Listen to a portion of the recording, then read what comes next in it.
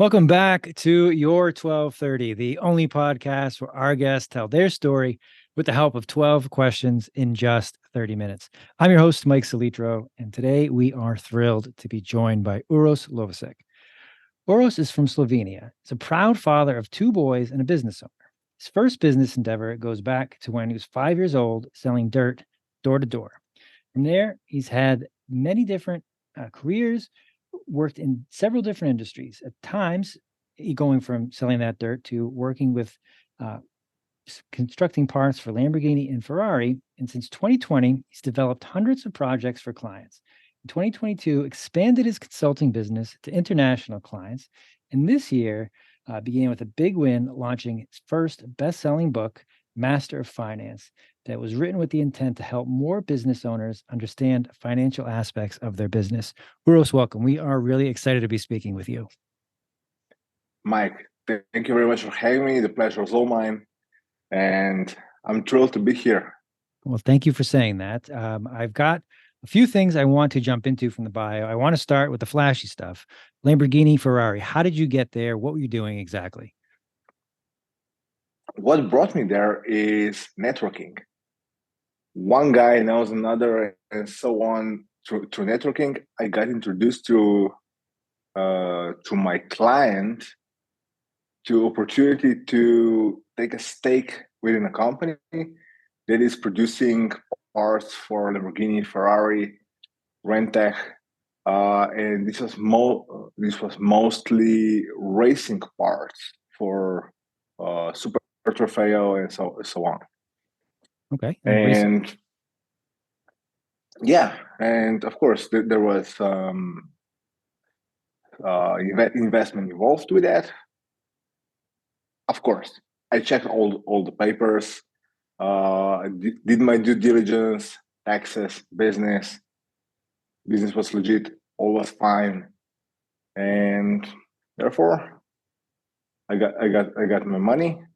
I invested in there, got a stake in the company, became a CEO. And first part, it was great. It was amazing. And why I went in there is because of my love of cars.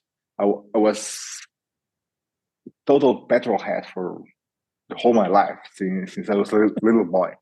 So there was like even emotional driven decision probably. Well, I want to stop you there because I'm glad that you mentioned a little boy because that's a great place to end up for somebody who enjoys fast cars and racing. But as a little boy, as referenced in your bio, at 5 years old, you had a career door to door selling dirt. What was that and how did that start? Yeah, that was the result of probably a little boredom in the hot summer afternoon. When as a kid, you don't know what to do with yourself. You want to have some ice cream. You don't have money unless your parents give it to you. So out of that became an idea. I had a little toy shovel like every other kid. So I went and I dug a hole in our backyard about, I don't know, 30 inches by 30 inches, something like that. And I put all that dirt through sifter, went to the kitchen, get those little plastic bags that we usually use to store meat in the freezer. So you can imagine it was really small package at the end. But nevertheless, I packed all that dirt into those bags and loaded them on my little red, like plastic trolley I had. And also, if you can imagine, it was hot summer afternoon. The dirt was like dry, nothing to do with it. But I decided this is my dirt for plants. That was my product. So with all that inventory, I went knocking door to door through the whole neighborhood, and within hour or two, something like that, I sold it all. Wow. Yeah, of course. Probably my answer advantage was I was a kid. Anywhere I knocked, either everyone laughed, either they just gave me money or took a bag of dirt being like thrilled to have that product. But nevertheless, I sold it all and got myself an ice cream. There you go. And that's a good lesson to learn as a 5-year-old. I'm sure you've instilled that work ethic and that kind of vision to your boys. So I like that's where it started. As a reference from there, you've had the ability to do some really cool stuff in the last few years. Specifically, you've kind of worked with a bunch of clients and culminated in writing the book this year. When you meet someone new, what do you tell them that you do, and how do you kind of describe your day to day? What I do is help people understand their business, their background of their business finance. So I help them grow the part of the business they're not aware of. So if you imagine every business owner starts from their skill, from their strong skill, whether they're a carpenter, plumber, marketer, whatever. Marketers are probably one of the best with business logic, but other traits, they're masters of their craft. But background of their business, finance, like no one even thinks about it. So what are expenses, taxes, cash flow, all that? This like doesn't exist. And the funny thing is that this is the part that is maybe even more crucial than your initial trade that you're doing. Because if you neglect that part, it can sink your business. So this is what I learned through more than 20 years of experience working in finance, in accounting, tax advising, and so on. And I learned from my clients and my own mistakes what issues, what struggles people are having within the business, owning and running a business. I like where you started there, and that's what I'm going to start with, is that people have a specific skill or a set of skills that bring them into that small business. They probably don't do everything, and if they do, they probably don't do everything on an expert level. So they do need expertise in other areas. And you mentioned the finance, the tax, the accounting piece that can be a big gap for others. What do most people, most small business owners, people running kind of their own company, what don't they know about their finances that they should? And how do you help them discover, A, this is what's happening, and B, this is why it's important? I will flip your question a little bit, or I will answer it a little from different Flip angle. away.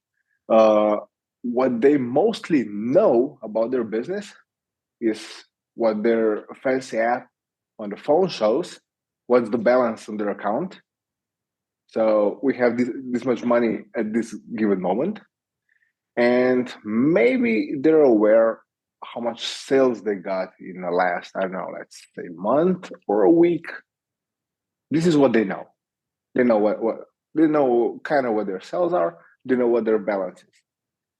They have no clue about the cash flow, what's coming in, what's going out, and what's the structure of their expenses.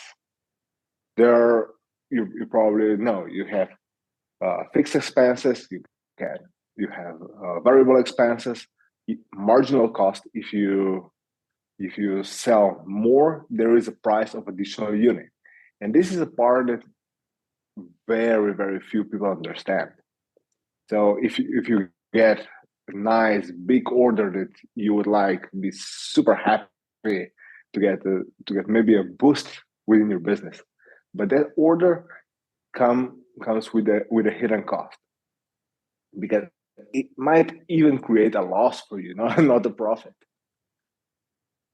So this is the part people just don't understand: expenses, cash flow, what's coming in, what's coming out, and this is the most important part from my perspective, because I call it the crystal ball for your business. When you do cash flow forecasts properly, you can you can see what's going to go on 1, 2, 3, 6, 12 months from now with this pace. If we get this trend going on, what issues we're going to face in 6 months' time, maybe 12 months' time. And we can correct them now before they even appear. So this is what I love to do with my clients. No, that's a great answer, and it's somewhat terrifying that you would think most businesses would be thrilled to get that large order, to get that big business come in. Yeah. And then when you look at the forensics behind it, it's like, you're actually losing money by fulfilling this order. So you should not only stop trying to fill this one, but you should also stop trying to get clients in that mold. So that's a great example. You mentioned cash flow forecast there. If they have difficulty kind of understanding their current cash flow, what do you help them do, or how do you help them quickly get to a place that not only I'm going to show you what's going on, I'm going to help you forecast that 30, 60, 90, 12 months down the line, that you need to know so we can run a profitable business as opposed to one that just is taking in money and sending out without realizing what's going on? Yeah, first of all, we have to do analytics, what's going on up to this point. And from here on, we can do forecast for certain period of time that we want to project in the future. So this is one thing. So we can see what's coming in, what's coming out, what is the pace, how are clients paying, are they being late, are they being on time, are there recurring clients, are there new clients all the time, and with that we set a projection. And out of that, we can also create, when we have the solution or like picture how the future is going to look like, then we can also create different pockets that's going to finance the future. And we call that cash flow budgeting. So with that, you always have money for inventory, for taxes, which is super important. You probably heard the term profit rich, cash poor company when the tax season comes, and there is decent amount of profit, even more decent amount of taxes, and no money in the bank. Yeah, I mean, as you described that, I know there's people who run their own business that are shaking their heads like, yes, that's me. I didn't know, or I thought I had a great year, and then I ended up giving most of it to the IRS. So that this planning and not only understanding what you have, the planning piece, and that having a business that makes sense both to your clients on paper, and that is cash flow positive, and then can work in a way that benefits both groups there. Because if you are, even if you are interested in just helping others, you can't do it at a loss for very long and remain in business. Yeah. So your stories illustrate that for sure. Switching gears a moment, your book Master Finance, what's that about, and who should read it? Well, it's actually for every business owner. It's written with intent to be a playbook, not a book that you just read once and forget about it. It's meant to be with you on your table to run your business. Why? I wrote it out of my own experience, out of my experience with clients, and I'm going through business structures. I'm going through all the reports that every business needs to understand, what they are, how do you use it, and further on, we're going through base of tax planning within the company. We go through the base of cash flow, to real life cases, what happened when they weren't paying attention to their cash flow. Either there was over financing the company for a business that had 14 loans and a couple of leases, with no money in the bank, or the other case that took a loan and put it all together to the last cent into inventory that was, like, at the end, almost 6 months late, and that collapsed the whole business. So, and the book was written with intent to help more people, to get the message out to more people, to learn what they don't know. Actually, with the book, they will learn what they don't know about the business and what they need to be aware of. So as you describe it, that tactical playbook is something that I think a lot of businesses could use if they don't have someone, or even if they do have someone like you to kind of help them understand their cash flow, that it's a step-by-step, a guide they can reference at times when, they may not know what to do next or may not have kind of seen what was going on, especially built on your business experience. And kind of going back to where we started, you referenced that when we talked about Lamborghini and Ferrari, those are flashy names, and you referenced being able to get your money out of it. The part that I left out of that was that that did not end well because of. And I'll let you kind of go through it, but it was kind of, I think the term in the description was a scam. So what happened ultimately there? How were you able to walk Mhm. away without losing? And what have you learned that helps you help others now? Well, number one lesson with that was go with your gut, because in the day I had to wire that money. I had a gut feeling, honestly, that there is something wrong. I didn't know what. I couldn't wrap my mind around what could go wrong because all the numbers were okay. Business was legit. So what could go wrong? I just couldn't wrap my mind around it. So the logical part took a decision. And honestly, I don't know whether I should take the decision or not.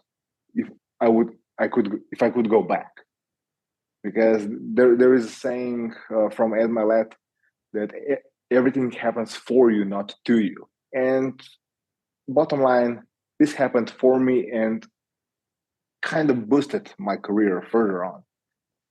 Um, but so business was okay. I came into the company with four other owners. And in about, let's say, a little more, let's say 6 to 7 months,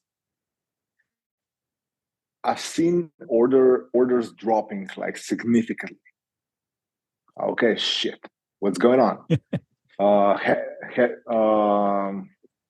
of the factory uh, came up to me. We're short on orders. We don't know what to do. Shoot, how you don't know what to do? What's going on? Well, orders are running out. We have no jobs to do. Okay, got my phone, called Lamborghini, called Ferrari, went there for a meeting. Yeah, see, this is the racing season. Racing season is coming to an end. There is a new model coming next year. So we're not going to be ordering anymore. Okay. Yeah. How am I supposed to hold? It was 15 employees at the factory. I have to pay them a paycheck. If you stop ordering and like 3 companies at once, what can I do? Well, figure it out. I don't know.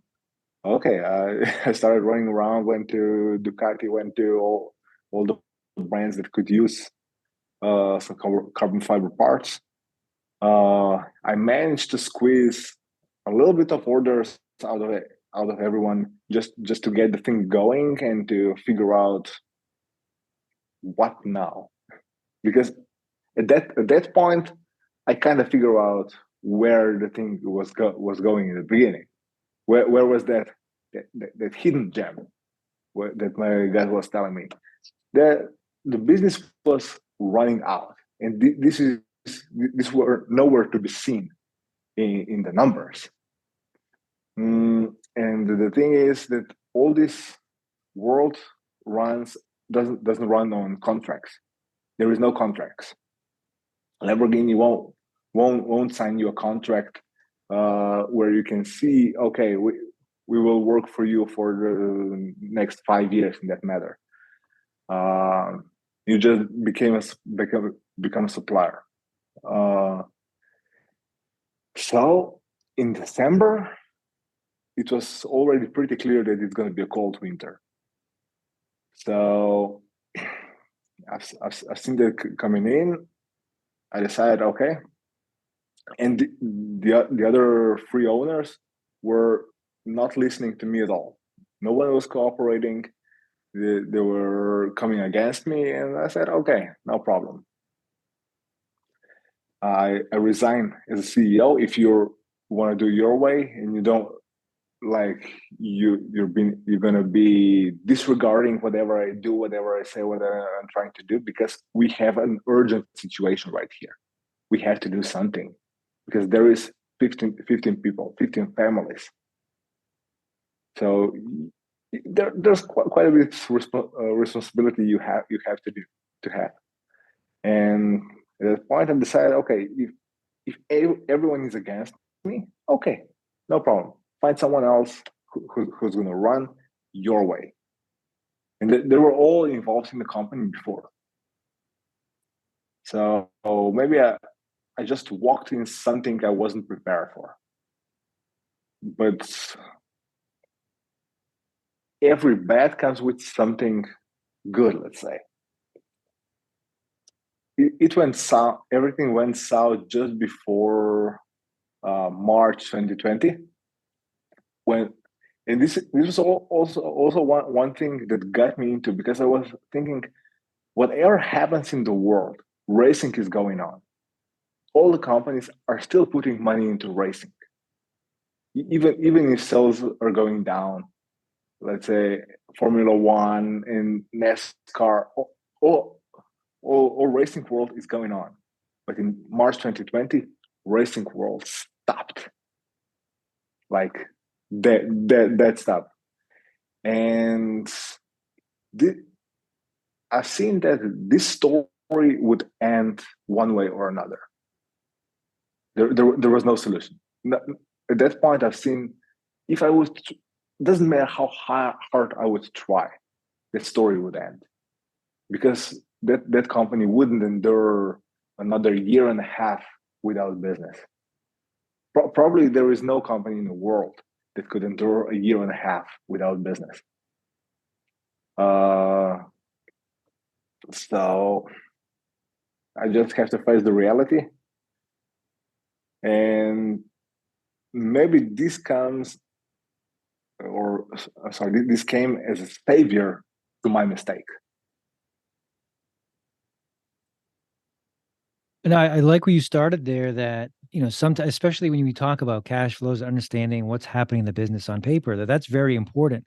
But sometimes it's as simple as, this doesn't feel right. I need to trust my gut. I need to see that even though everything looks like it makes sense, I need to step back, use my intuition, my business savvy here, and see that, what am I missing, or how can I avoid something that either I should not do, or if I do it, I need to have an exit strategy. So that story really illustrates that. So thank you for sharing that. I know that it can't be easy, and it's not something that you're hoping to go through, but it's helped move forward, and it kind of served as a case study for the book in making a playbook for others out there.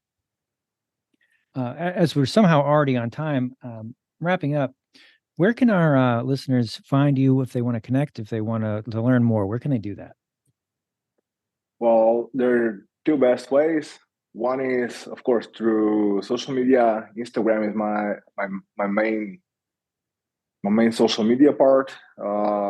It's Uros _ DMFCFO, and I'm putting daily content out there, daily nuggets that can help business owner progress in certain part. So they will get value from me every single day. And the other one is mfcfo.pro. It's a website where I also put daily blog out there, bunch of articles that can help business owners, everything finance and tax related. And also there is a bunch of buttons that can grab hold of me, so we can hop on the call. Also free call to just go through what their issues are and how can I help them at the end. Excellent. So we will post all those. Go ahead. Yeah, because my goal always was to help people. I feel that is my purpose, to help people win in their lives. And it's what I want to do. Excellent. So we will post all those for sure. I will also have a link to the book on Amazon to make sure if our listeners want to check that out, they can. This has been wonderful. I want to end here. We've talked a lot, the many things that you've done, the lessons that you've learned, the book as far as a playbook for business owners out there. But before they get the book, what can most business owners do tomorrow they're not doing today that would put them on better footing? What can do tomorrow that they're not doing today? For sure, grab a piece of paper, lay down money coming in, lay down money coming out for starters for next 2-3 weeks.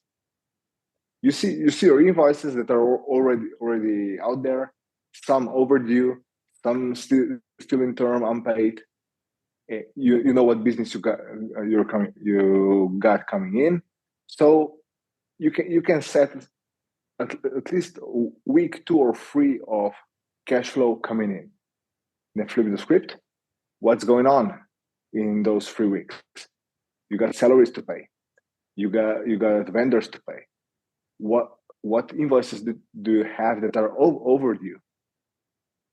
And how you will see how much money is coming in next 2 to 3 weeks, and you will see how much money is going out in 2 to 3 weeks. And this is basically what you're working with. And at that point, you will also see how much money maybe you're leaving with your customers.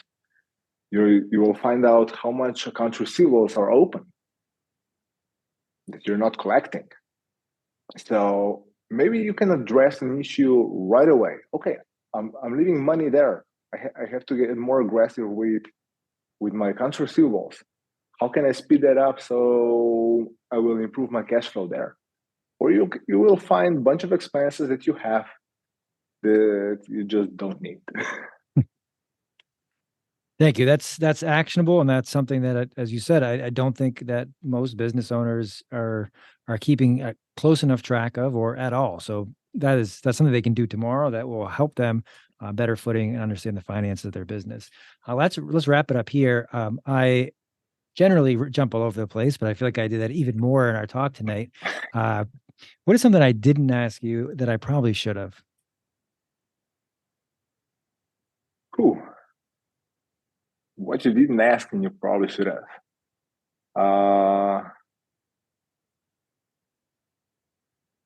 There would be what would be my other biggest business lesson I got in my life? And I would say whenever you're doing a partnership, and you most likely start that with friends or family, with people you know and trust, and later on maybe even people you met for the first time and just got the same idea, same vibe at the beginning. Put everything in writing.